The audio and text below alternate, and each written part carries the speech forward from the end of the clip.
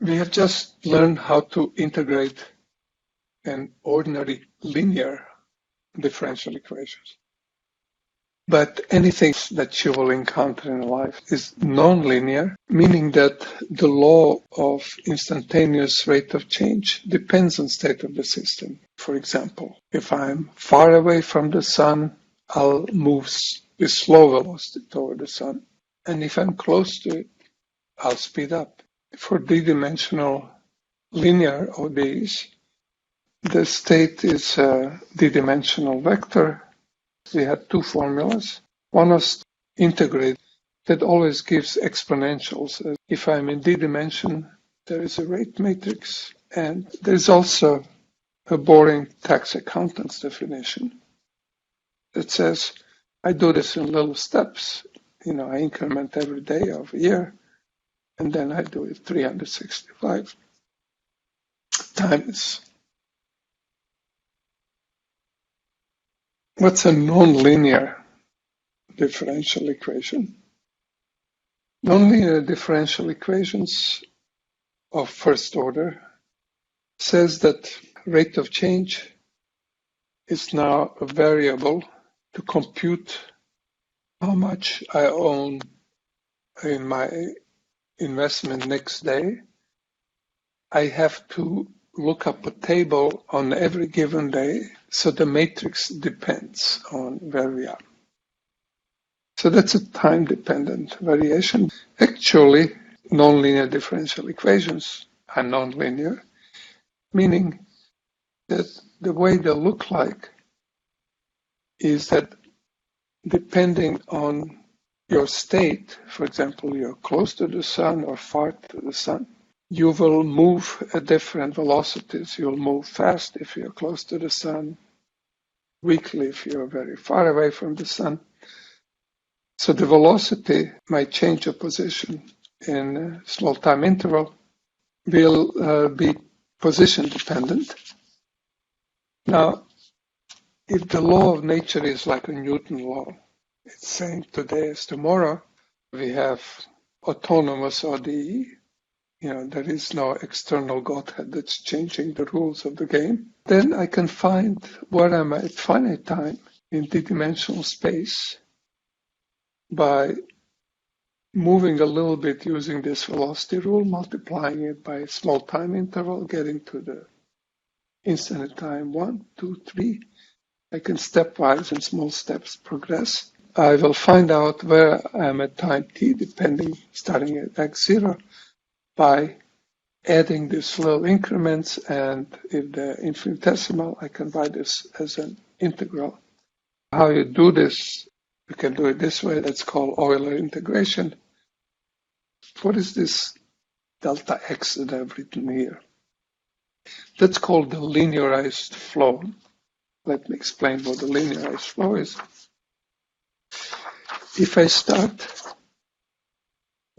close to the trajectory, so I'm at point x0 plus delta x0, then my velocity is slightly different because the field is nonlinear, so the blades of grass are pointing different ways every place. Continue this integration. At every little time step, what I can do is I can do a Taylor expansion of velocity field and keep only the linear term. This is a matrix of partial derivatives. I've written it out here. So velocity in direction I, as I change my delta x a little bit, changes if I change in direction j. And together that produces velocity gradient matrix or stability matrix. And the problem that we are solving is for a linear neighborhood, small neighborhood in which linear approximation is good enough. So we're solving a linear problem, but it's a different linear problem than what we're used to, because what this matrix of rate changing is depends on where I am. Take a whole little neighborhood, let's say a little square, and I'm in center of the square in state space in d dimensions. So that's a volume in d dimensions. It's square in 2 dimensions. And now what I can do is I can take any point in the square and go small time interval forward in time. Evaluate the matrix in this neighborhood and approximate it by the first order by the matrix evaluated on trajectory itself. But it depends at time how I do it. I just explained it. So if I have little time steps, meaning where the trajectory is at nth time step, then what happens in one time step, in small time step, mostly nothing happens. So neighborhood is mostly the same. But then there's a small correction proportional to delta t times this matrix I just computed, matrix of velocity gradients. Neighborhood time step later is obtained by multiplying the original neighborhood by this small deformation. 2 time step later, I take x0, multiply it by a new velocity gradients matrix, stability matrix. And obviously I can do this n times. One thing that's natural to use in this context is to notice that Taylor expansion of exponential of a small number, small matrix, to linear order is same as 1 plus delta x. So I can write these little changes, exponentials acting on this. And we get a bunch of exponentials. And that's our approximate thing where we at time t after n steps. And if you make time shorter and shorter, this is more and more accurate. So this is a numerical approximation to stability matrix. I said the original thing, after time t, step after time t, I end up with a total accumulated deformation written in the product form. Now remember, this product might look familiar. If there's only 2 steps, we derived it. We called it the Throttle formula. So the idea of Throttle formula, if a matrix was a sum of 2 matrices, then it's exponential. And, just to make it kind of cute, I'll multiply it by t, is ordered product of matrices to power n. Now I can take n square root of the 2 sides.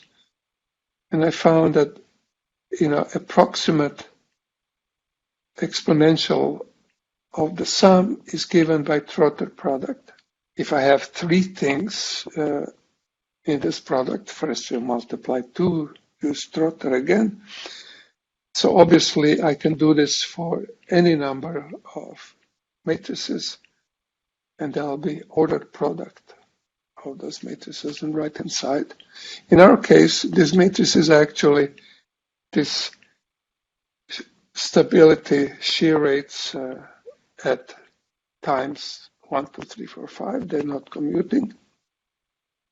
And the Throttle says I can write this as a product of first shear a little bit by using matrices times 0, time 1, times n. The left-hand side I can write as an integral. Right-hand side is well defined, it's ordered. And now you have to understand that when I write this integral, I really mean an ordered sum. So that's indicated by a symbol called time ordering. And this defines a time ordered integral. So using 19th century mathematics, we can also describe what happens for a linear problem where the rate of change changes along the nonlinear trajectory. This was all 19th century mathematics. And now the miracle will happen. I'll use all these things in one example, which is quantum mechanics.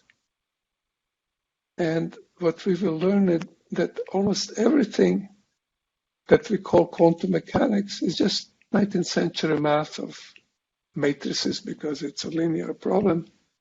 And there'll be only one mystery, and that will be that the physics tells us that everything has to be measured in the units of Planck or h bar, Planck units.